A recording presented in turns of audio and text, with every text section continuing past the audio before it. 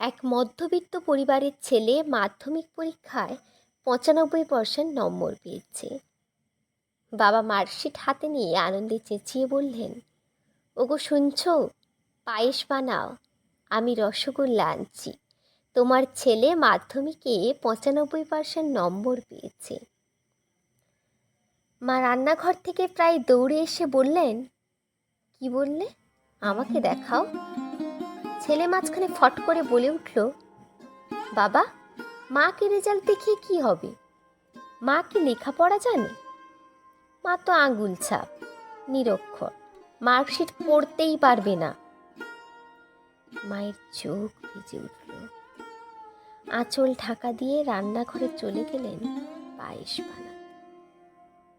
ছেলের কথা শুনে বাবা বললেন, হ্যাঁ রে, এটা সত্যি, তোর মা পড়তে পারে না। আর শোন, এটাও সত্যি, তুই যখন তোর মায়ের গর্ভে, তখন তোর মা দুধ খেতে পছন্দ করতো না। তা সত্ত্বেও তুই যাতে সুস্থ থাকিস, তাই ৯ মাস প্রতিদিন দুধ খেত শুধু তোরই জন্য। কেননা তোর মা নিরক্ষর ছিল।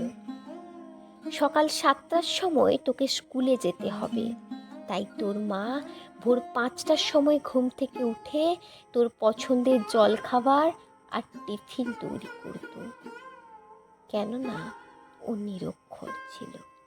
যখন তুই রাতে পড়তে পড়তে ঘুমিয়ে পড়তিস, তখন তোর মা তোর সব বই খাতা তোর ব্যাগে সাজিয়ে রেখে পরে শুতে যেত। কেননা ও নিরক্ষর ছিল। তোকে ভালো জামা কাপড় জুতো দেওয়ার জন্য আমাকে জোর করত, আর নিজে ২টো শাড়িতে বছর পার করে দিত। কেননা তোর মা নিরক্ষর ছিল। যে এই কাগজের টুকরোটাতে যে নম্বর তুই পেয়েছিস, জেনে রাখিস, তা তোর মায়ের দান।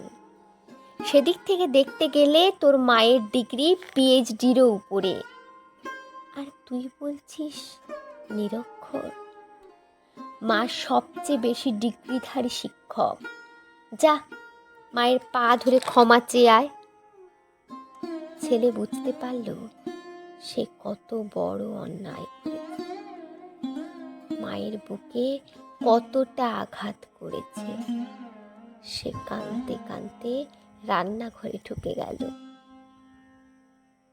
অনেক সন্তানই নিজেদের মা বাবাকে অপমান করে, ছোট ছোট কারণে রাগ দেখায়, অভদ্র ভাষা ব্যবহার করে কথা বলার সময়।